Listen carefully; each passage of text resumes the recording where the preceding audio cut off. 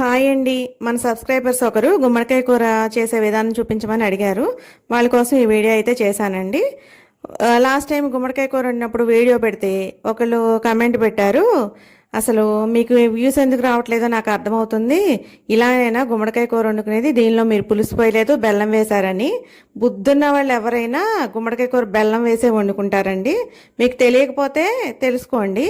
అసలు ఎట్లా కమెంట్స్ పెడుతున్నారంటే, ఈ ఇంట్లో వంట చేసుకోవడం చేతకాని వాళ్ళందరూ ఇలాంటి కమెంట్స్ పెడతారు నాకు తెలిసి. ఇంకా వాళ్ళందరి గురించి ఎందుకులేండి. ఫస్ట్ తాలింపు వేగిన తర్వాత ఆనియన్ కట్టర్లో కట్ చేసుకుని ఉల్లిపాయ పచ్చిమిరపకాయ వేసి వేయించాను.